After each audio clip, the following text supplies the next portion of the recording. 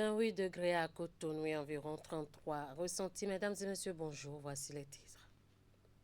Il est désormais possible de retrouver les potentiels auteurs de crimes grâce à leur empreinte digitale. Le fichier automatisé des empreintes biométriques intégrant un système de reconnaissance d'empreintes digitales et palmaires est désormais mis en service dans les commissariats de police. Des précisions assurent dans ce journal.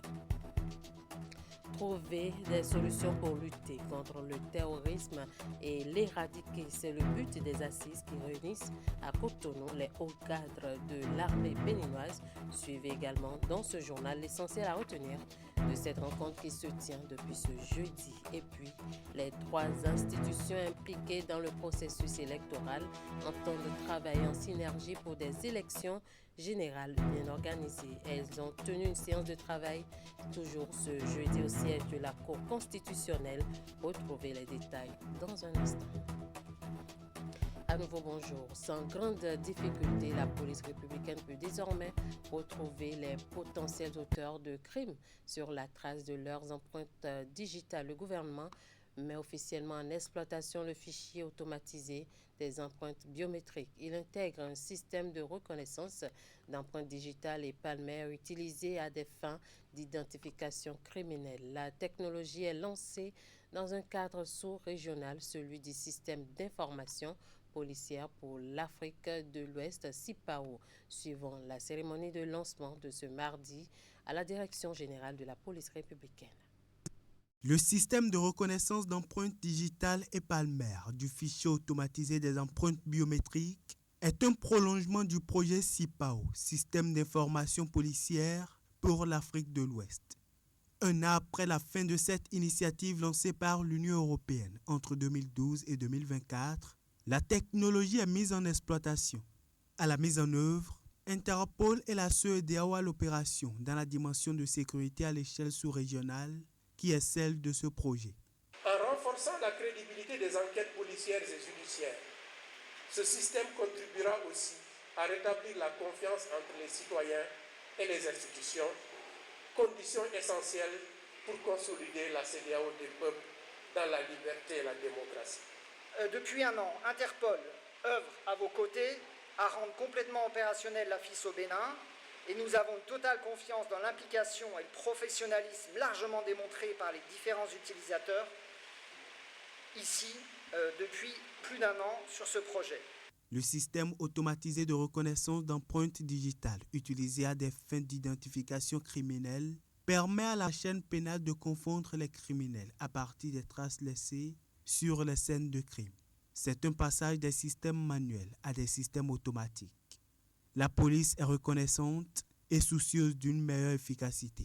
Je sais que certains défis, notamment la doctrine d'emploi de la police technique et scientifique et son financement, restent à relever.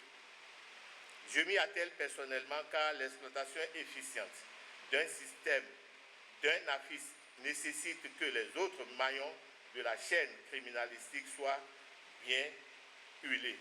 Le 22 juin dernier, l'acte additionnel relatif à la plateforme régionale du CIPAO a été approuvé. Désormais, donc, un cadre juridique stable, solide, formalise les échanges de données et d'informations entre les services d'application de la loi dans l'ensemble de notre sous-région. La mise en place de notre système complète et nous met au standard de toute la région et peut-être même en avance sur toute la région. La mise en exploitation est couplée avec l'inauguration des locaux rénovés du service de la police technique et scientifique, bras opérationnel de l'utilisation de cette technologie. On parle toujours sécurité face à la montée du terrorisme dans la sous-région. Les hauts cadres de l'armée béninoise sont en atelier à Cotonou pendant 2 jours sur initiative de l'École nationale supérieure des armées du Bénin et de l'Académie internationale de lutte contre le terrorisme de la Côte d'Ivoire. Les hauts commandements de l'armée sont en atelier du 2 au 3 octobre 2025. Cette rencontre est un cadre de réflexion afin de trouver des solutions pour lutter contre le terrorisme et l'éradiquer. Compte rendu. À l'entame de cet atelier, un moment de silence à la mémoire des soldats tombés au front. Ce séminaire de haut niveau rassemble ministres, cadres de l'armée, représentants de l'Union européenne et experts internationaux autour des défis sécuritaires de l'heure. L'Afrique, dans son ensemble, est confrontée à des crises sécuritaires aux contours multiples, telles que, par exemple, les changements climatiques, la criminalité organisée, la piraterie maritime, les conflits intercommunautaires, la cybercriminalité et surtout la montée en puissance ces dernières années des groupes armés terroristes des pays du Sahel.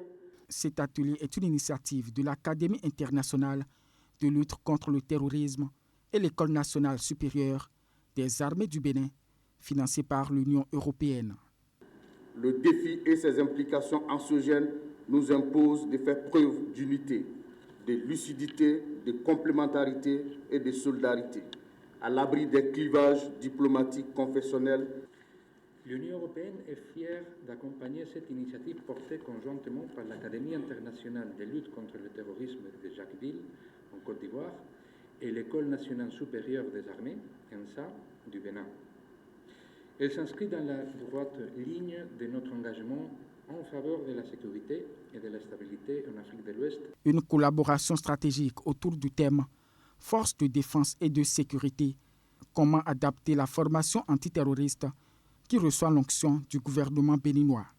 C'est le lieu de saluer cette initiative conjointe entre l'Académie internationale de lutte contre le terrorisme et l'École nationale supérieure des armées.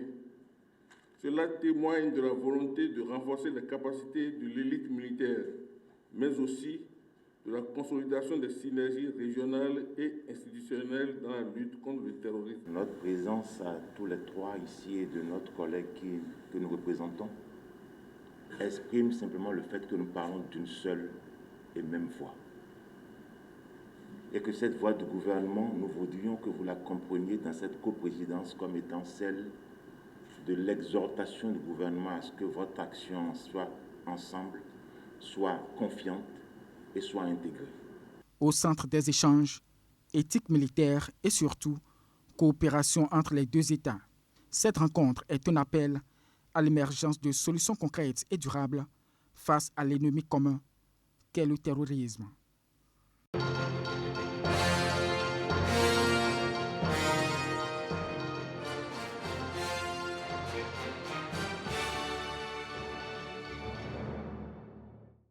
Je l'annonçais en titre, dans le cadre des préparatifs des élections générales de 2026, une rencontre tripartite s'est tenue ce jeudi 2 octobre 2025 entre la Cour constitutionnelle, la Commission électorale nationale autonome et l'Agence nationale pour l'identification des personnes ANIP. Cette rencontre illustre la volonté des trois institutions de travailler en étroite collaboration pour garantir la régularité du processus électoral.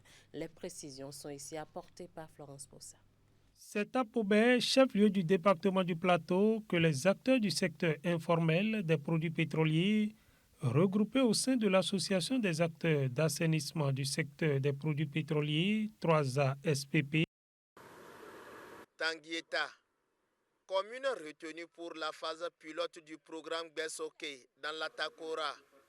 C'est pour vérifier l'effectivité des transferts monétaires par voie électronique dans le cadre de ce programme novateur que le directeur départemental des affaires sociales et de la microfinance à Takora a effectué cette descente sur le terrain. Bertin Kouagounda constate ainsi l'impact et le bon déroulement des opérations de transfert direct des fonds aux familles vulnérables. J'ai vu l'argent là, ça me dit 10 100 francs. J'ai retiré ça, j'ai acheté du maïs, de la sauce, j'ai préparé les enfants à manger. Maintenant, je veux dire merci au gouvernement. Destiné à transformer le quotidien des bénéficiaires, Bessoké couvre 12 communes pilotes. Il allie aide financière et inclusion sociale. Pour ce qui concerne les transferts monétaires, ils sont effectifs. Nous sommes allés dans les ménages, nous l'avons constaté. Et déjà, je peux dire, à plus de 70% des ménages que nous avons visités ont déjà fait le retrait, ont opéré des opérations d'achat, notamment des denrées alimentaires de première nécessité, surtout en cette période de soudure.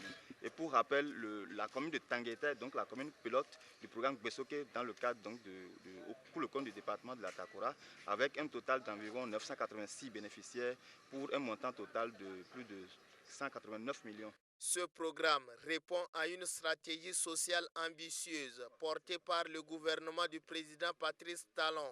Tout le développement, c'est d'abord la programmation, c'est la planification, c'est l'organisation, c'est la structuration. Et c'est exactement ce que le gouvernement est en train de faire. Je voudrais demander aux communautés de rester patientes. C'est vraiment un soulagement pour nos populations. Et c'est venu à un moment où, vous savez, on a besoin de ces fonds par rapport aux activités de champ.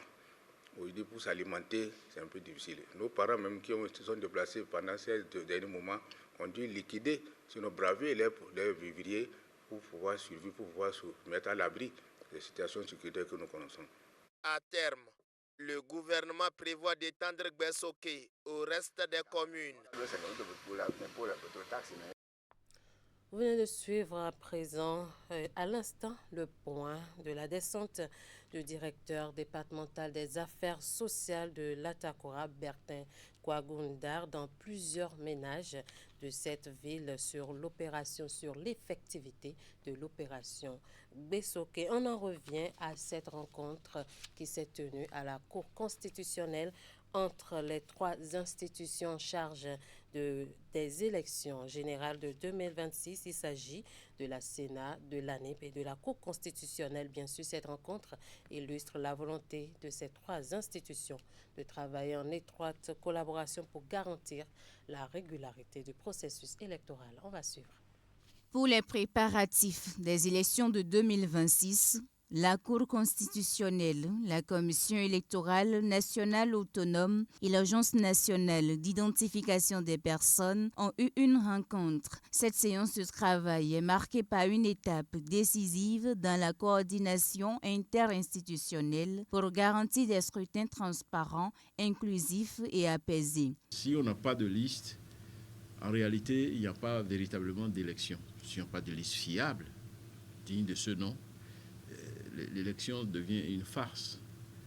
Et il est important, vu le niveau de responsabilité que nous devons observer, qu'on s'assure que de ce côté-là, les préparatifs sont véritablement en cours et que ça pourra rencontrer les exigences d'une bonne tenue des activités électorales.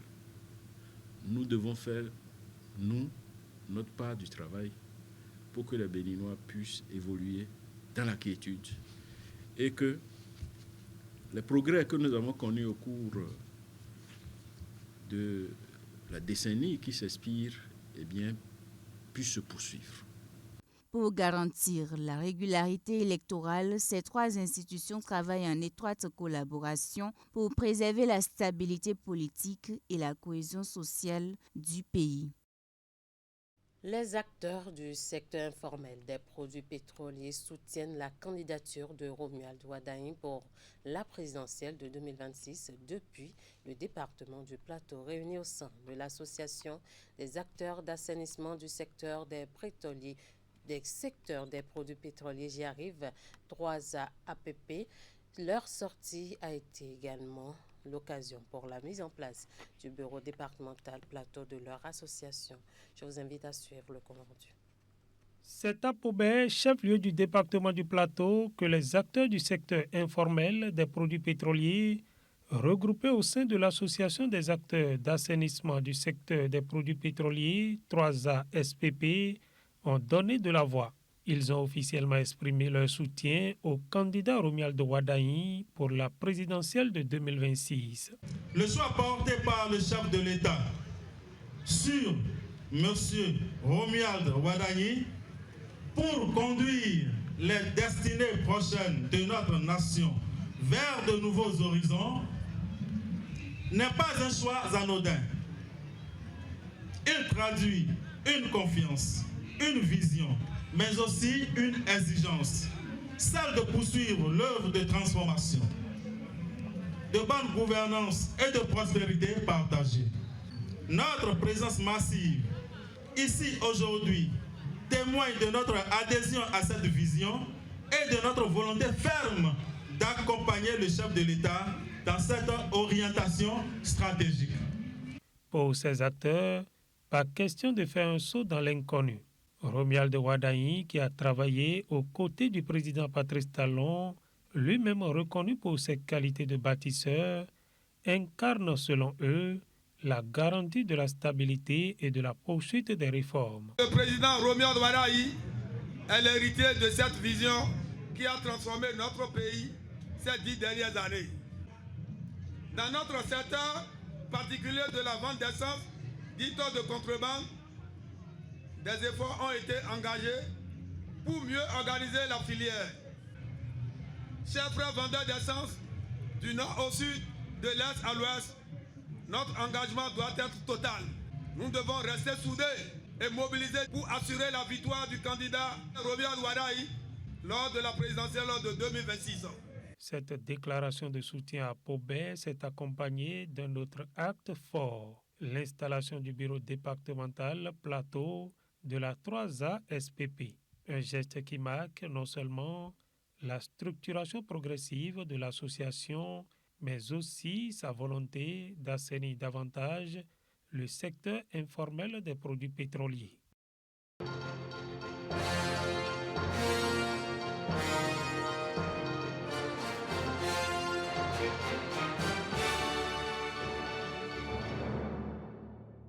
Dans la suite de cette édition, on parle de l'atelier de sensibilisation des dirigeants et responsables des institutions de microfinance sur les exigences de la loi numéro 2025-14 du 2 juillet 2025 portant réglementation de la microfinance en République du Bénin. Les travaux de cet atelier, lancés par le directeur général de l'Agence nationale de surveillance des systèmes financiers décentralisés représentant le ministre de l'Économie et des Finances, se sont déroulés dans la salle de conférence de l'Association professionnelle des systèmes financiers décentralisés à Cotonou. Wouliat Sanoussi.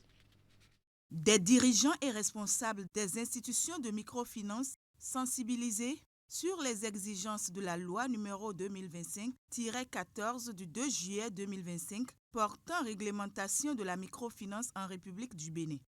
Je souhaite que cet après-midi soit propice aux échanges fructueux et à la mutualisation de nos expériences engagées depuis l'entrée en vigueur de la dite loi pour que chaque acteur puisse contribuer efficacement aux orientations et aux outils méthodologiques en cours d'élaboration.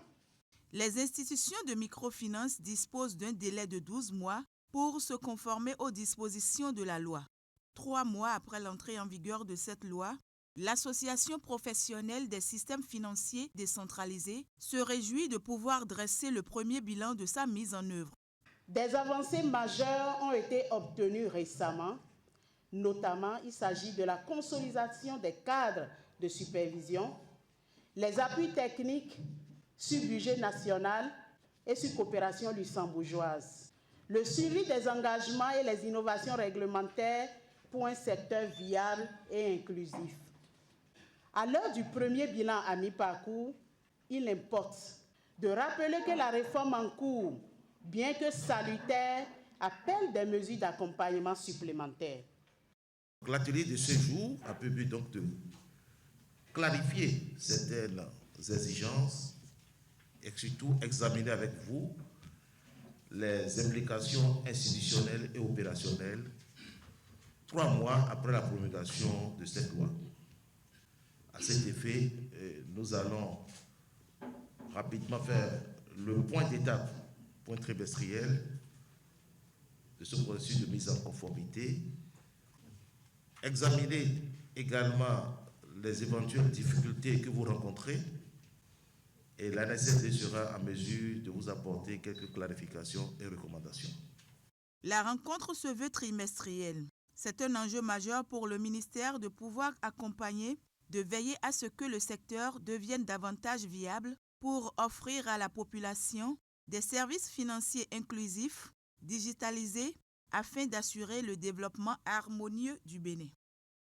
À l'ouverture de l'atelier, la présidente du conseil d'administration de l'association professionnelle des services financiers décentralisés, Valentina Dokono, a lu une déclaration accompagnée des doléances majeures du secteur à l'endroit du ministre d'État chargé de l'économie et des finances. Ces doléances ont été remises au directeur général de l'Agence nationale de surveillance des systèmes financiers décentralisés, Philippe Daoui, représentant le ministre. On l'écoute au micro de Wouliat Sanossi et Elvis Tonouko.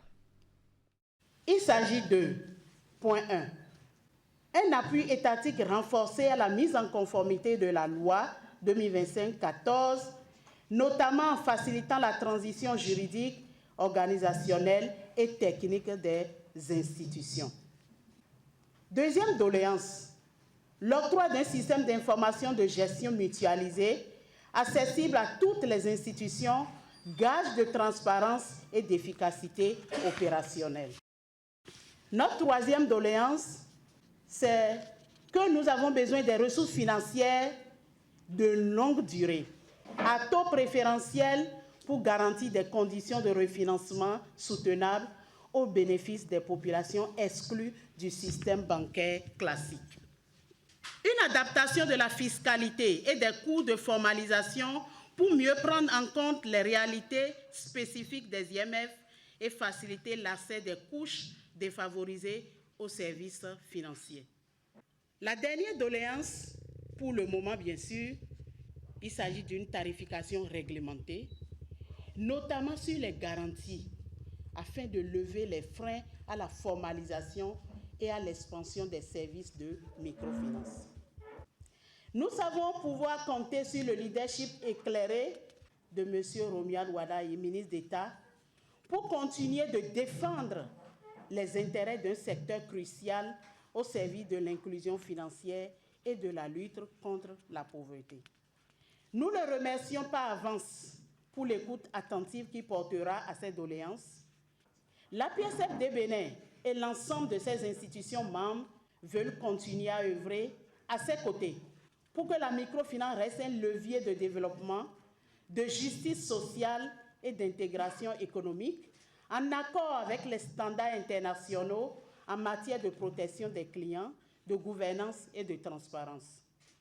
Je prends bonne note de votre message adressé spécifiquement au ministre d'État, ministre de l'économie et des finances.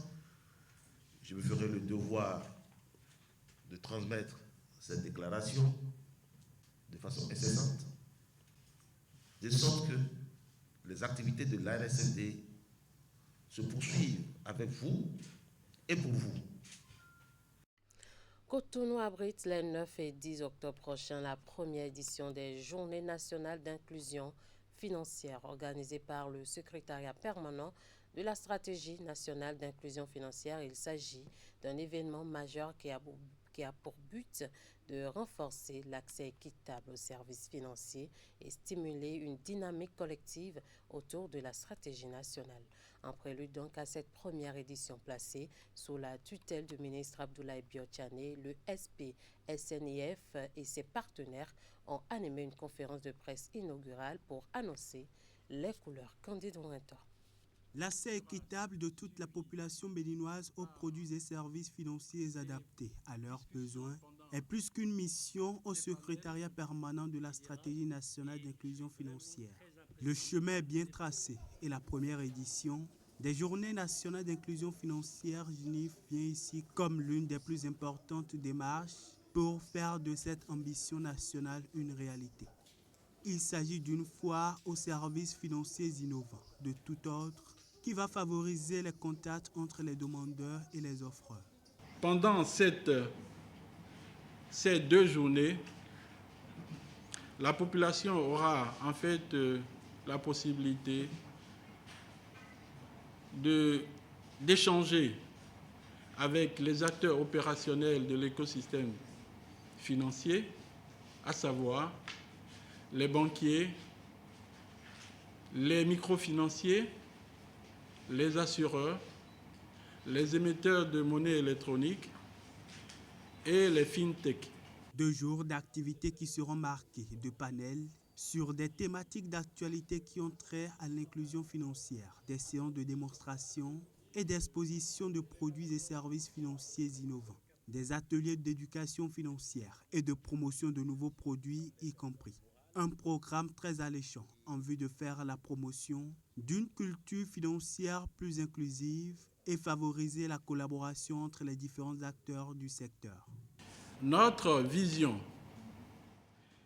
est de créer un système financier qui soit à la fois simple, sûr et accessible à tous, mais particulièrement à notre cible au niveau de notre stratégie nationale qui est constituée de la couche vulnérable.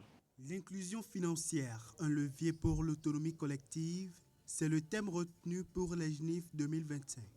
La vision du secrétariat permanent de la SNIF est claire. Faire de l'impact de l'inclusion financière sur les couches les plus vulnérables une réalité. La formule a été trouvée avec les acteurs opérationnels de l'écosystème financier pour sortir du standard et offrir non seulement à chaque Béninois des produits adaptés à leurs besoins, mais surtout veiller à leur éducation financière. Et voilà qui marque la fin de ce 13h au Bénin. Merci de nous avoir suivis. Merci à toute l'équipe de rédaction, de réalisation et de diffusion. Passez un très bon après-midi en compagnie des programmes de Canal 3 Bénin.